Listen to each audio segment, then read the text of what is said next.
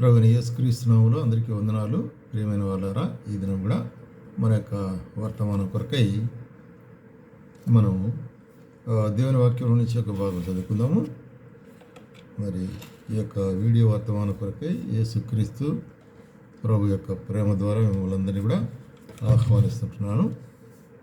మరి ఆ యొక్క వాక్య భాగం చదువుకుందాము. ఫిలిప్పీలకు రాసిన పత్రిక 1వ అధ్యాయము 6వ వచనం మధ్య భాగంలో ఇక్కడ కలిసి ఉంటుందని తెలుగులో చదువుతాను. ఈ సత్క్రియను ఆరంభించిన వాడు యేసుక్రీస్తు దినం వరకు దానిని కొనసాగించని రూఢిగా నమ్ముచున్నాను. అపోస్తలుడైన పౌలు రాస్తూ ఈ సత్క్రియ ప్రారంభించిన వాడు, కాబట్టి ఈ సత్క్రియ ప్రారంభించిన వాడు అనేటువంటిది మొట్టమొదటిగా మనం చూసినట్లయితే ఏంటి సత్క్రియ అనేది చూస్తాం. తర్వాత ఆయన తన దినం వరకు, అంటే యేసుక్రీస్తు దినం వరకు దాన్ని కొనసాగించడం. యేసుక్రీస్తు యొక్క దినము అనేటువంటిది ఏంటి అనేటువంటి దాన్ని కూడా మనము ధ్యానించుకున్నాము. మరి మొట్టమొదటిగా మనం గమనించినట్లయితే దేవుడు మనలో ప్రారంభించిన సత్క్రియ ఏమిటి ఆ సత్క్రియని గురించి యేసు ప్రభు కూడా ఏమంటున్నాడంటే యోహాను సువార్త 6వ అధ్యాయంలో యేసుక్రీస్తు ప్రభు ఏం చెప్తున్నాడు ఇక్కడ 27వ వచనంలో, క్షయమైన ఆహారం కొరకు కష్టపడకుడు కానీ నిత్య జీవం కొరకు చేయు అక్షయమైన ఆహారం కొరకు కష్టపడు. మనుష్య కుమారుడు దాన్ని మీకు ఇచ్చును, ఇందుకై తండ్రి అయిన దేవుడు ఆయనకు ముద్ర వేసినాడని చెప్పాను. కాబట్టి ఇక్కడ యేసు ప్రభు స్పష్టంగా ఒక మాట చెప్తున్నాడు. తనతో కూడా వచ్చినటువంటి వారు అక్కడ మరి తను వెంబడిస్తూ అనేక యూదులు వస్తుంటున్నారు. మరి దానికి ముందుగానే మనం ఆ అధ్యాయంలో చూస్తున్నాము. ఆయన మరి 5,000 మందికి 5 రొట్టెలు 2 చేపలు 5,000 మందికి పంచి ఇచ్చినాడు. అద్భుతం అది. కాబట్టి ప్రజలు అనేకులు ఆయన వెంబడిస్తూ వచ్చినాడు. ఆయనకు వెంబడిస్తే మనకు మంచి ఆహారం దొరుకుతుందని. అప్పుడు యేసు ప్రభు ఏమంటాడంటే, ఇదంతా కూడా క్షయమైన ఆహారము, దీని కొరకు పరిగెత్తద్దు, కష్టపడద్దు.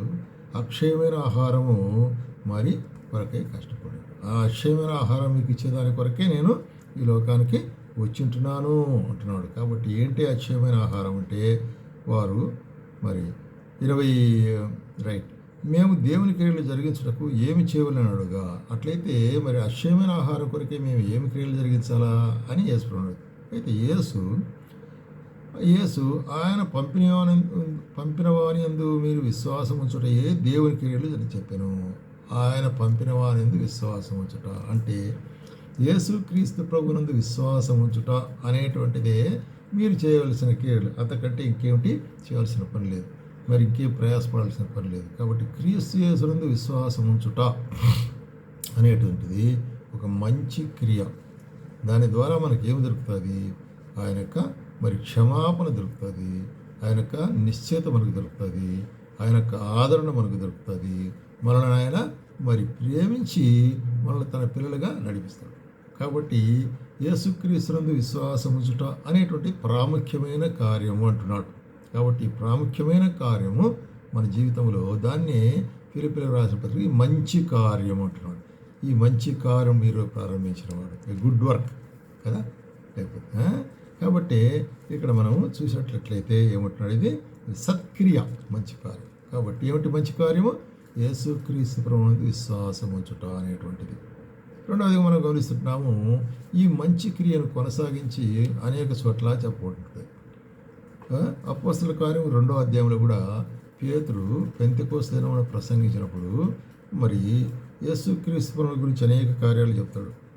ఏ విధంగా యేసుక్రీస్తు ప్రభు రక్షకుడుగా ఈ లోకానికి వచ్చాడు, ఆయన మీ కొరకు ఏ విధంగా ప్రాణం పెట్టాడు, ఏ విధంగా మరి ఇశ్రాయేలుతో మాట్లాడుతున్నాడు, ఏ విధంగా మీరు ఆయన్ను మరి మరణమునకు లేక శిలువకు అప్పగించినారు, శిలువలో ఆయన ఏ విధంగా రక్తం కార్చినాడు, ఈ రక్తం ద్వారా మరి ఏం జరుగుతుందంటే మీకు మరి పాప క్షమాపణ జరుగుతుంది అని బోధించినప్పుడు అప్పుడు ఏం చెప్తారంటే చూడండి 37వ వచనంలో 2వ అధ్యాయం అపోస్తలుల కార్యం 37వ వచనం ఏమంటున్నాడు ఇక్కడ, వారు ఈ మాటలు విని హృదయంలో నొచ్చుకొని హృదయంలో కృచ్చబడిన వారై అన్నది కింద చూసినట్లయితే పొడవబడిన వారై. అంటే కొన్ని విషయాలు మనం విన్నప్పుడు నా హృదయానికి తగిలింది అంటాం. అట్లాగా హృదయంలో కృచ్చుకొనుట అనేటువంటిది దేవుని యొక్క కార్యం. అప్పుడు వెంటనే వారు ఏం చేశారు? ఆ కార్యాల గురించి అడుగుతుంటున్నారు. ఇక్కడ సహోదరులారా మేమేమి చేస్తామని పేతురుని అక్కడ ఏ విధంగా యేసు ప్రభువుని అడిగినాడో ఈ మంచి క్రియలు ఎట్లా చేయాలని అడిగినారు కదా వాళ్ళు. అట్లాగే ఇక్కడ పేతురుని అడుగుతుంటున్నారు, ఏం చెప్తున్నారు, మరి మేము ఏమి చేయాలండి అనేటువంటి విషయాన్ని అడిగినప్పుడు, పేతురు మీరు మారు మనసు పొంది పాపక్షమాపణ నిమిత్తం ప్రతివాడు యేసుక్రీస్తునామమున బాప్తిస్మము పొందుడి. అది మార్గం కదా, అది మీరు చేయాల్సిన పని. కాబట్టి ఏమని చేయాలా, మీరు మారు మనసు పొంది అంటే మీ పాపములు ఒప్పుకొని పాపక్షమాపణ నిమిత్తము ప్రతివాడు యేసుక్రీస్తునామమున బాప్తిస్మము పొందును, అప్పుడు మీరు పరిశుద్ధాత్మను వరమును పొందేరు. క్లుప్తంగా చెప్పేసినాడు ఏమి అవసరమో ఏమి ఇస్తాడు దేవుడు. కాబట్టి మీరు చేయాల్సిన పని ఏమిటి ఆ సత్క్రియ అంటే ఆయన నుండి విశ్వాసం ఉంచుట, మారు మనసు పొందుట, ఆయన విశ్వాసం ఉంచుట, మరి బాప్తిస్మము పొందుట. తద్వారా ఆయన మనల్ని తన యొక్క మరి ముద్ర వేసేవాడు ఉంటున్నాడు పరిశుద్ధాత్మ. కాబట్టి ఆ దినమున ఇక్కడ మనం గమనిస్తుంటున్నాము, చూసినట్లయితే ఈ కార్యం వారు విన్నటి వారిలో దగ్గర దగ్గర 3,000 మంది రక్షించబడినారంటున్నారు. 3,000 మంది ఒకేసారి. ఇది సత్క్రియను ప్రారంభించడం. కాబట్టి ఈ సత్క్రియ ప్రారంభించబడినాయి, ఆది సంఘములో ప్రారంభించబడి అది వెంబడించి కొనసాగించబడినదిగా మనం చూస్తున్నాం. కాబట్టి అదే రోమీలకు రాసిన పత్రిక 10వ అధ్యాయంలో ఏమంటుందంటే, రోమీలకు రాసిన పత్రిక 10వ అధ్యాయంలో ఈ సత్క్రియ ఎట్లా ప్రారంభించబడుతున్నది అనేది ఇక్కడ కూడా ఒక మాట చెప్తాడు. 9వ వచనం అదేమనగా రైట్ చూసినట్లయితే, యేసు ప్రభువుని నోటితో ఒప్పుకొని దేవుడు మృతుల్లో ఉండే ఆయన లేపని నీ హృదయం విశ్వసించినట్లా నీవు రక్షించబడదు. కాబట్టి ఈ సత్క్రియం అనేది ఎట్లా ప్రారంభించబడుతుంది అంటే, ఎట్లకు ప్రారంభించబడుతుంది, యేసు ప్రభువును ఏం చేయాలంటే నువ్వు మరి ప్రభువుని నోటితో ఒప్పుకొని హృదయములో విశ్వసించాలా, అప్పుడు మనం రక్షించబడతాము. ఎంతో సాధారణమైన కార్యం, దీని కొరకు శ్రమ పడవలసినటువంటి క్రియ కాదు. ఏలైనగా నీతి కలుగునట్లు మనుషుడు హృదయములో విశ్వసించును, రక్షణ కలుగునట్టు నోటితో ఒప్పుకొనును. కాబట్టి రక్షణ కలుగునట్లు ఆ విధంగా మీరు రక్షించబడతారు అంటాడు. అట్లాగే ఇంకా ఏం చెప్పబడుతుంది ఇక్కడ చూసినట్లయితే, ఏలైనగా ఆయనందు విశ్వాసం ఉంచువాడు ఎవడును సిగ్గుపడడు. కాబట్టి సిగ్గుపడాల్సిన అవసరం లేదు. ఇది సత్క్రియ, ఆయన ప్రారంభించినట్టు యొక్క సత్క్రియ. కాబట్టి మన ఆయన యొక్క సత్క్రియ మనలో ఎట్లాగో ప్రారంభించబడుతుంది, యేసుక్రీస్తు ప్రభువుని నోటితో ఒప్పుకొని హృదయమందు ఆయన మరి రక్షకుడుగా విశ్వసించినట్లయితే, విశ్వసించిన దినమున్నే నీవు దాంట్లో పాలు పొందిన వాడిగా ఉంటున్నావు అనేటువంటి కార్యాన్ని జ్ఞాపకం చేసుకోవాలి. అట్లాగే మరి తిమోతికి రాస్తూ 2వ తిమోతి రైట్ 2 తిమోతి మొదటి అధ్యాయము 10వ వచనములో ఏం చెప్తున్నాడు ఇక్కడ, 10వ వచనములో ఎస్ మన క్రియలను బట్టి కాక ఏమంటాడు ఇక్కడ, మన క్రియలను బట్టి కాక తన స్వకీయ సంకల్పమును బట్టి అనాది కాలమునే యేసుక్రీస్తునందు మనకు అనుగ్రహించబడినదియు, క్రీస్తు యేసు మన రక్షకుని ప్రత్యక్షత వలన బయలుపరచబడినదియు, ఆయన తన కృపను బట్టి మనల్ని రక్షించి పరిశుద్ధమైన పిలుపుతో ఆయన మనల్ని పిలిచెను. కాబట్టి ఈ విధంగా ఆయనందు మనం విశ్వాసం ఉంచటం అనేటువంటిది పరిశుద్ధమైన పిలుపు అంటాడు. ఇది పరిశుద్ధమైన పిలుపు. కాబట్టి క్రీస్తు మరణమును నిరర్థకం చేసి జీవమును అక్షయతను సువార్త ద్వారా వెలుగులోనికి తెచ్చెను. కాబట్టి మరణాన్ని నిరర్థకం చేసి, మరణాన్ని ఓడించి, మరణాన్ని జయించి ఆయన అక్షయతను, ఇంకా చేత లేదు, అక్షయతను వెలుగులో తీసుకొచ్చినాడు. కాబట్టి విశ్వసించి మనమందరం కూడా ఆ అక్షయతను పొందరేటున్నాము అనేటువంటి కార్యం ఎంత గొప్ప మరి శ్రేష్టమైన కార్యం కదా. కాబట్టి ఇది ఎంత సత్క్రియ కదా. కాబట్టి ఈ యొక్క శ్రేష్టమైన కార్యం మనలో ప్రారంభించినాడు దేవుడు. ఎప్పుడైతే మనం ఆయన్ను మరి విశ్వసిస్తుంటున్నామో, ఎప్పుడైతే ఆయన్ను నమ్ముచుంటున్నామో, కాబట్టి ఆయన కొరకే మనం చేయవలసిన పని ఏమీ లేదు. చేయవలసింది ఒక చిన్న పని మాత్రం, ఏంటిది మరి తీర్మానం మన జీవితంలో ఆయన కొరకే మనం చేయవలసిన అనుకుంటున్నాం అంతే.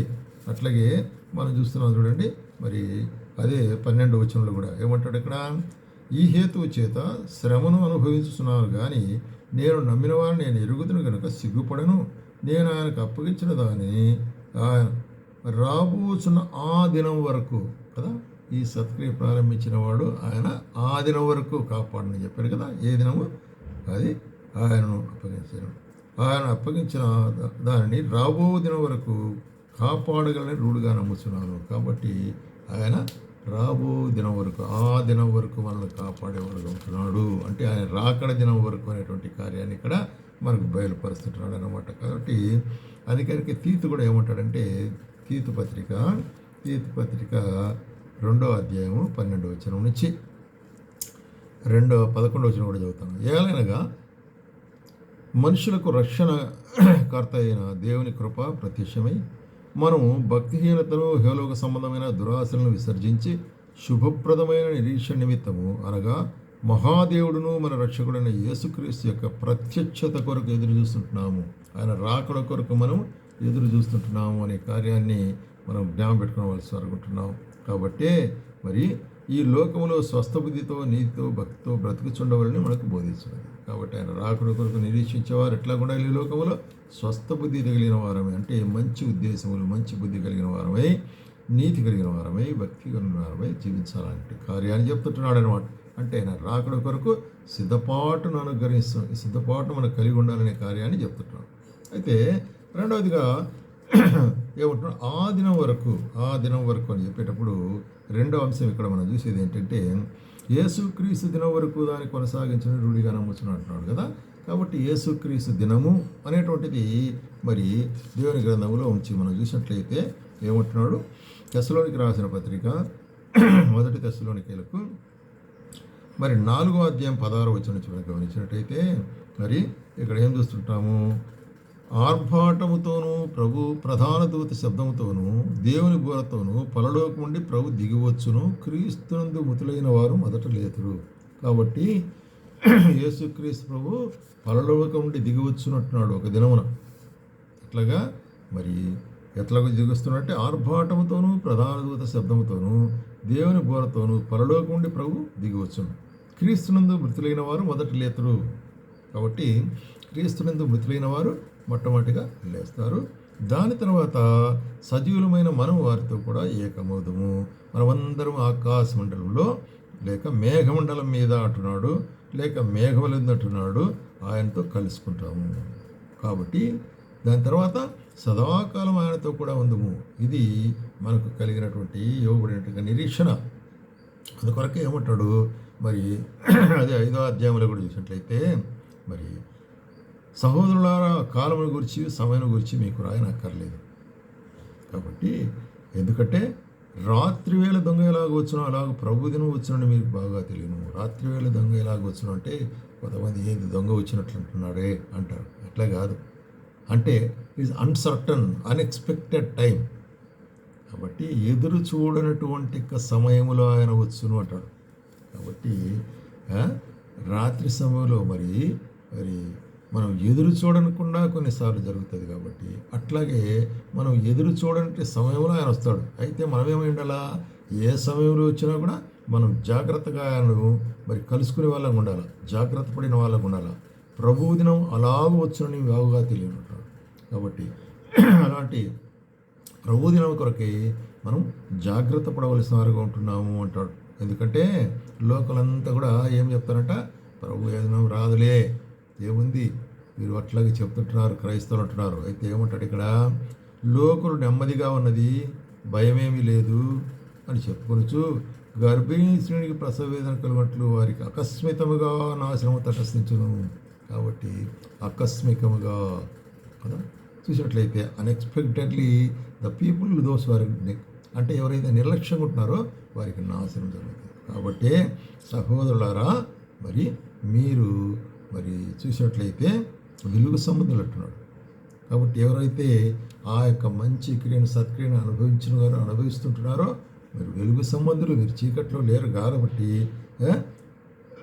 కావున ఇతరుల వలె నిద్రపోక మెలకువగా ఉండి మత్తులము కాక ఇందము అంటున్నాడు. కాబట్టి ఇతరుల అజాగ్రత్తగా ఉండకుండా మనం చేయాలంటే జాగ్రత్త కలిగిన వారమై ఉండాలి. కాబట్టి ఆ దినము ఏంటి, ఆ దినము అందుకొరకే మనం చూస్తుంటాము. ఇక్కడ చూసినట్లయితే పేతురు కూడా ఏం రాస్తున్నాడు ఆ దినాన్ని గురించి చూడండి. 2 పేతురు 3వ అధ్యాయంలో 2 పేతురు 3వ అధ్యాయము మరి 10వ వచనం నుంచి చదువుతాను. 10వ వచనం చదువుతాను. రైట్, 10వ వచనం. అయితే ప్రభు దినము దొంగ వచ్చినట్లు వచ్చును. చూడు మళ్ళీ ఇక్కడ కూడా అట్లాగే చెప్తుంటున్నాడు అనమాట. పౌలు ఎట్లా చెప్తున్నాడు అదేవిధంగా ఇక్కడ. అంటే దొంగ వచ్చినట్టే ఆయన మరి అన్సర్టనిటీ అంటే ఆ విషయం పర్టికులర్ దినమని తెలియకుండా వస్తాడనమాట. అంటే అకస్మాత్తుగా ఆయన వచ్చునని ఆ కార్యం అనేటప్పుడు అంత మాత్రం కాకుండా శ్రేష్టమైన వారిని మనల్ని తీసుకుని పోయేదాని కనుక ఆయన వస్తాడు. మనము శ్రేష్ఠులుగా ఉంటున్నాం కాబట్టి ఆయన రక్తం చేత కడుగబడిన వారు శ్రేష్టమైన వారు కాబట్టి శ్రేష్టమైనవే అపహరించబడతాయి. అట్లాగే శ్రేష్టమైన వారే ఆయన తీసుకుని పోబడతాడు. సరే, ఆ దినమున ఆకాశం మహాధ్వనితో గతించిపోను. ఏం జరుగుతుంది? పంచభూతములు చెప్తారు కదా, పంచభూతం ఉన్నది భూమి, సూర్యుడు, భూమి, వెలుగు, గాలి ఇవన్నీ కూడా కలిసి మరి ఏమవుతాయంట? అన్నీ కూడా లయమైపోతాయి, కాలిపోతాయి. ఏది ఉండదు, భూమి ఆకాశం అన్నీ కూడా కాలిపోయేది. ఇవన్నీ ఇట్లు లయమైపోను కనుక ఆకాశం రగులుకొని లయమైపోను. కాబట్టి ఇక్కడ చూస్తున్నాం, మీ పరిశుద్ధమైన ప్రవర్తనతోనూ భక్తితోనూ ఎంతో జాగ్రత్త గలవారై ఉండాలి. కాబట్టి ఈ విధంగా లయమైపోయే ఒక దినం వస్తుంది, అదే ప్రభు దినము. ఆ దినమున వెలుగు సంబంధమైన మనల్ని ఆయన రక్షించబడుకుంటున్నాడు. కాబట్టి మనము జాగ్రత్తగా ఉండాలంటాడు. మనం జాగ్రత్తగా ఉండవలసిన వారం ఉంటున్నాము కదా. అందుకొరకే మరి హెబ్రీయులకు రాస్తూ మనం ఎట్లా జాగ్రత్తగా ఉండాలంటే 10వ అధ్యాయం 23 వచ్చిన హెబ్రీయులకు రాసిన పత్రికలో వాగ్దానం చేసినవాడు, కాబట్టి ఈ విధంగా నేను వస్తానని వాగ్దానం చేసినాడు కదా. వాగ్దానం చేసినవాడు నమ్మకమైన వాడు గనక మన నిరీక్షణ విషయమై మనం ఒప్పుకునే దాన్ని నిశ్చలముగా పట్టుకుందాము. అంటే కొందరు మానుకొనుచున్నట్టుగా సమాజముగా కూడటం మానక ఒకరికొకడు హెచ్చరించుచు ఆ దినం సమీపించుకొన్నది. ఆ దినం మరి తిరిగి మరొకసారి చెప్తాడు, ఆ దినం క్రీస్తు దినం, ఆయన రాకడ దినం సమీపించుకొన్నది. మరి ఎక్కువగా అలాగ చేయొచ్చు ప్రేమ చూపటయు సత్కారం చేటుకుని ఒకరినొకరు పురుకొల్పుడి. కాబట్టి ఆ దినము సమీపించుకొన్నది, ఆయన రాకడ దినము సమీపించుకొన్నది. మనం ఎట్లా ఉండాలా? జాగ్రత్తగా ఉండు అంటాడు, నిరీక్షణ కలిగిన వారై ఉండు అంటాడు. కాబట్టి ఆ దినమున వరకు మనల్ని నిలబెట్టి ఆ దినమున ఆయన మనలను తనతో కూడా చేర్చుకొనును అనేటువంటి కార్యాన్ని ఇక్కడ మనం చూస్తున్నాం. కాబట్టి అపోస్తలుడైన పౌలు ఫిలిప్పీయులకు రాసినటువంటి మరి వాక్య సారాంశం ఏంటంటే, ఈ సత్క్రియను ఆరంభించిన వాడు యేసుక్రీస్తు దినం వరకు దాన్ని కొనసాగించిన రూఢిగా నమ్ముతున్నాడు. కాబట్టి ఆయన నమ్మదగిన దేవుడు. ఆయన రాకడ వరకు, ఆయన రాకడకు సూచనలు ఏంటి? ఆయన రాకడకు సూచనలు చూస్తున్నాము. ఇదిగో ప్రపంచంలో దేశాల మధ్యలో మరి యుద్ధము, యుద్ధ సమాచారములు, భూకంపములు, ప్రళయములు, మరి చూసినట్టు క్షామము, ఇవన్నీ కూడా జరుగుతాయి. జనం మీదకి జనము, రాజ్యం మీదకి రాజ్యం.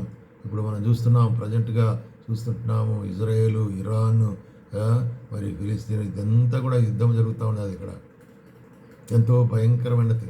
మరి ప్రపంచంలో ఉండేవారంతా కూడా ఏమంటారు? ఇదిగో 3వ ప్రపంచ యుద్ధం రానైనదంటారు. కాబట్టి ఏది ఏమైనప్పటికీ కూడా ఈ కార్యములన్నీ అంత్య దినాల్లో జరగాలని మనకు హెచ్చరించబడిన వారు ఉంటున్నాం.